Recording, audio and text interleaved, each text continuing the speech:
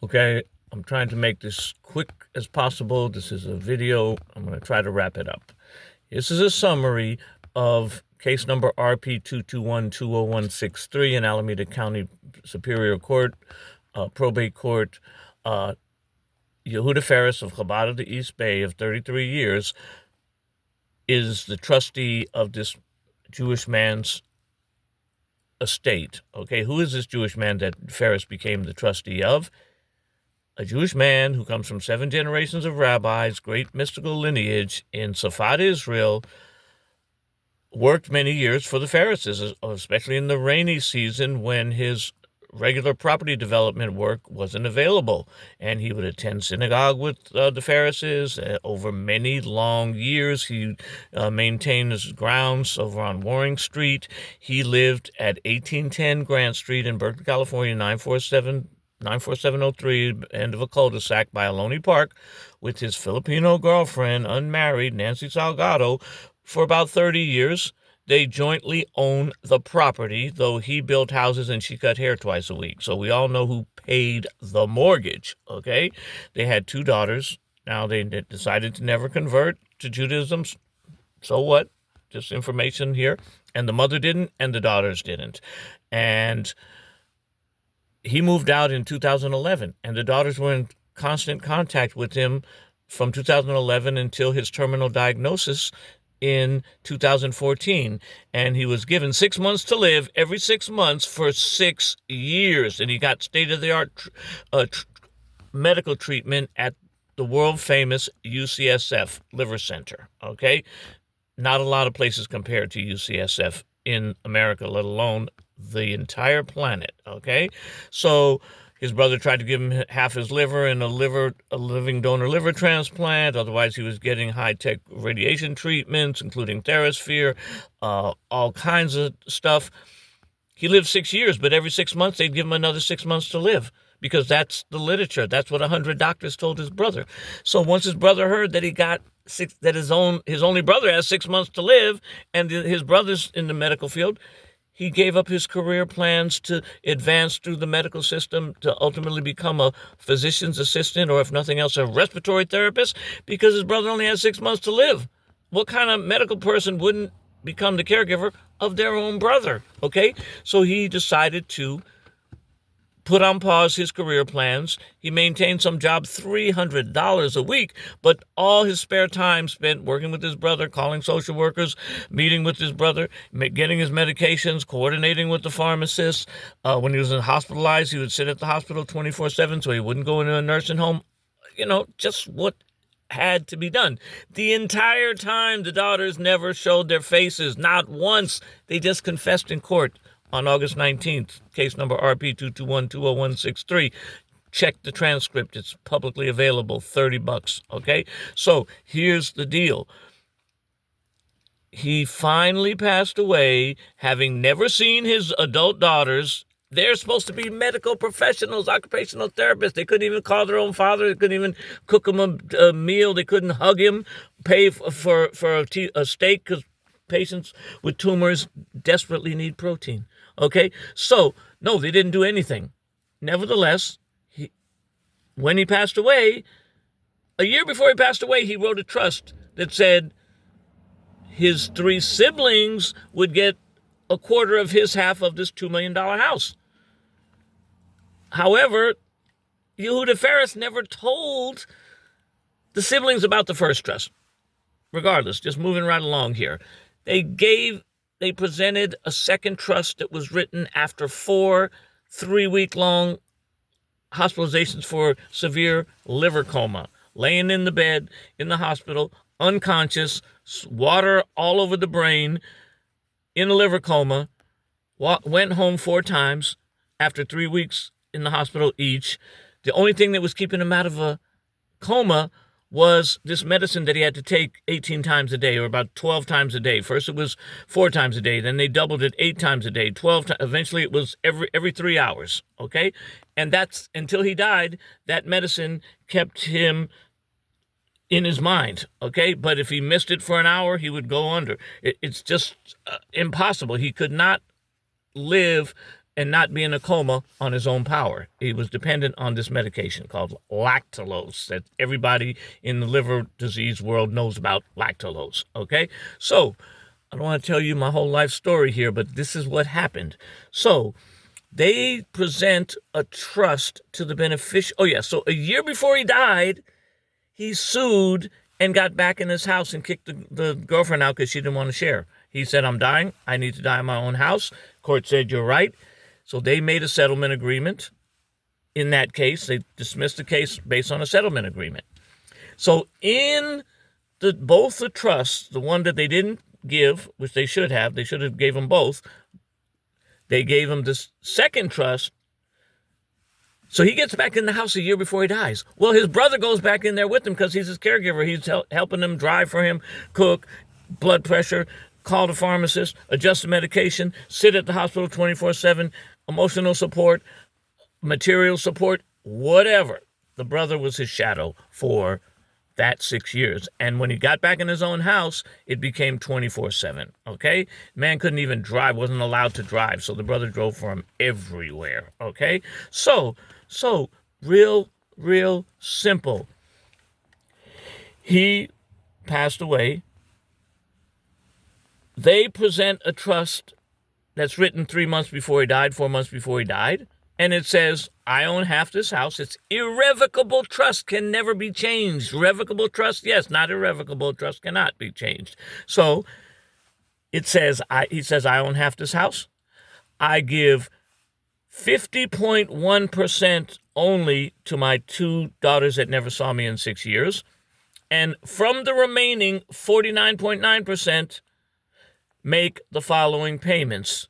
$150,000 to divided by a bunch of people. By the trustee got some money in order to pay bills with it, to pay lawyers' fees with it.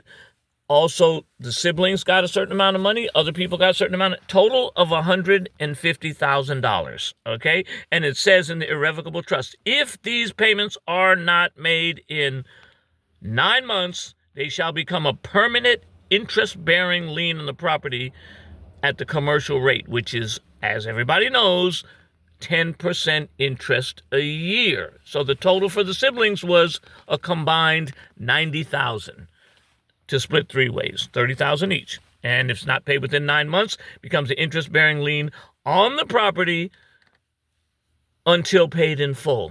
And then it says after all payments have been made, the residual goes to the daughters. All right? Well, so the brother finds the original trust in the house after there was a raid on the property by the attorney Will Rogers, license number 154219,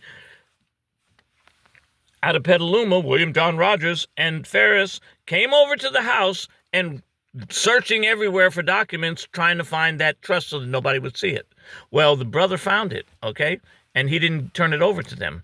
What he did turn over to them was $70,000 in cashier's checks because the man took all his money out of the bank 3 weeks before he died, made out a whole bunch of cashier's checks to himself. And the brother almost threw them out in the trash because they were in a garbage bag in the closet. He discovered them, and like an idiot, he gave them to the trustee and the attorney, $70,000, right? Because they were expecting $90,000 plus 10% interest a year. They at least believed that Rabbi Ferris of Chabad of the East Bay was going to be an honest man and give them their money, okay? 5 years later, they haven't got a penny, but let me continue sequentially, okay? So they present that trust, and the trust, both trusts specifically say that the majority portion of the trust, which is the 50.1% that goes to the daughters, is dependent on a certain settlement agreement in case number blah, blah, blah, which was the settlement agreement between him and his girlfriend, the mother of baby's mama, right? So in that settlement agreement, that the majority portion of the trust is dependent on, it says the majority portion of the trust is dependent on a certain settlement agreement. Case number blah, blah, blah. And in that settlement agreement, what does it say? Guess what? It says, well, she warrants that when she dies, Nancy Salgado, that she's going to give her half of the house to the kids. He warrants he's going to give the majority portion of his half to the daughters. The majority portion, okay? So focus on this. The majority portion of the trust is dependent on a settlement agreement. What does the settlement agreement say? She's giving her half to the daughters when she dies. He's giving the majority portion of his half to the daughters, right? If you're still with me, if you're still awake. So what happens next? COVID. So the brother was living there, taking care of his brother. He's a beneficiary, supposed to get a piece of that $90,000 plus 10% interest, as is his two sisters.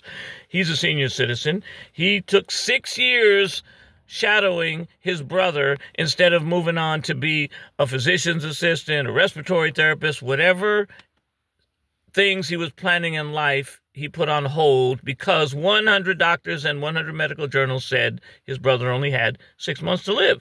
He tried to donate half his liver, but he gave all of his time, okay? And 6 years later, now the man is getting older, right? He was in his mid-50s. Now he's in his early 60s. COVID shuts down the world for 3 years. He's stuck in the house because he'd been living with his brother. And then within a month of the man passing away, COVID had effectively shut down the entire world, including the state of California. Okay? So everything's frozen in time. The courts are closed. The supermarkets are closed. I mean, you couldn't even breathe, right? So the trustee says, stick around. Lawyer says, stick around. We'll get you and your sisters paid. Everything will be fine. We don't want you to leave the house. Just stay there. And then they finally go to court. Yeah, well, he's a nice guy. He took care of his brother, and we don't want to kick him out. But the daughter and the mother want to kick him out. Well, hey, judge. So he opens the case in the probate court. Hey, judge, what do we do? We would never do anything without this court's honorable permission, because we don't want to seem prejudiced for one beneficiary over the other. So he's a nice guy. He took care of his brother. He's a beneficiary. And there's an eviction moratorium. So we don't want to kick him out. So, hey, judge, you decide. Is it okay can he be evicted or not? And if he is, let them pay for it. That the trust doesn't want to pay for it. That's what they wrote in the it's all in the file. It's too boring. You probably don't want to look at it. I'm here to tell you. Okay? So then what happened was they told him, get the hell out in the middle of the pandemic. In the middle of the pandemic, in early 2022, when all the lockdowns were in effect, quarantines were in effect, mask mandates were in effect, curfews were even in effect, no vaccines were available on a massive scale for the general population. Maybe the elderly over 65 had gotten some, but certainly not him. He wasn't 65. They say, pack up and leave and get out, or else we're going to charge you 2.5 years rent. We're going to evict you, and you and your sisters aren't going to get a dime. And he approached the trustee, and he says, well, you want me to leave and go live in the street? I've been taking care of my brother for 6 years, and now COVID shut down the world for another 3. I don't have any savings, he told them. I don't have no place to go. I committed my life to be by my brother's bedside care as he was dying, and his daughters had 100% totally abandoned him, right? And so the man tried to call Yehuda Ferris, Rabbi, love thy fellow Jew as thyself, Chabad. They think their dead rabbi's the Messiah, right? We know all about Chabad. So Ferris wouldn't even answer the phone. He said, you want me to leave? You got my money? You got my $30,000? You got $10,000 down, and you can give me something in writing? There's nothing in writing from the lawyer or from Ferris to this day of any settlement offer, because none was made. You know, if a judge ordered them tomorrow, say, well, produce some documents that you wrote years ago making some offer. There wasn't any offer. But they write in a thing, well, if you don't accept our offer, then we're going to go after you for 2.5 years rent and attorney's fees, and it's all going to be charged to your share of the account, and you're not getting anything, and neither are your sisters. So next thing you know, there's a 30-day notice on the door. Well, guess what? Yehuda Ferris sold the property to the daughters in violation of the irrevocable trust for $82,000, but the whole house is worth $2 million. The whole house is worth $2 million, and guess what? The brother gets a text from Mrs. Ferris, the real estate heiress who flips houses and rents out $300 a day rooms on Airbnb and all that stuff. She says, we didn't really sell the house. On her public cell phone that's published online for like 20 years, she says, we didn't really sell the house, but if we can get you evicted, we're going to put it on the market. But if you go on welfare, you won't be in the street because they'll give you a free place to live.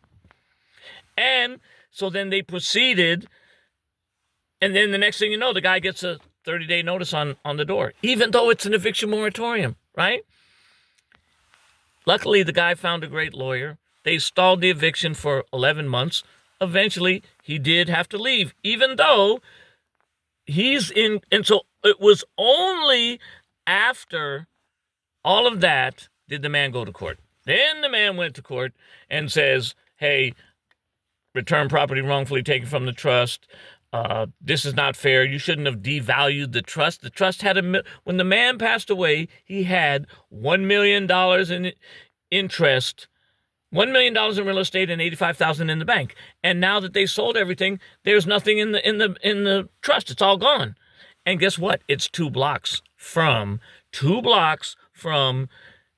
their synagogue at 1710 University that they bought the same week that the man died. They probably used that 80 grand, the 70 grand that the brother gave him to finish off the payments.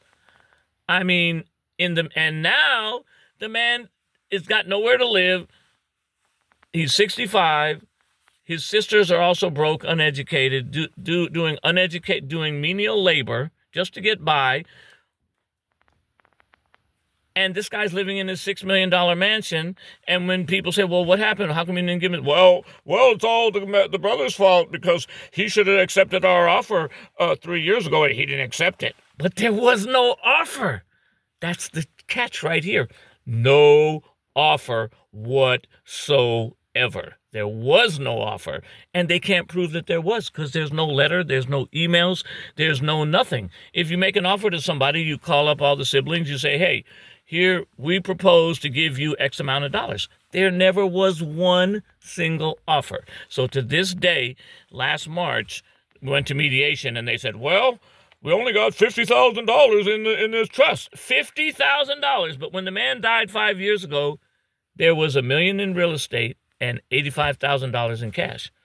And now there's only $50,000. And they had the nerve to tell them in mediation, you got 2 hours to accept $14,000 each and sign a release, or else that's our last offer. Now, that's the story, folks. It's been a long 17 minutes, but I just want to go on record with the truth of the situation. This is a horror story.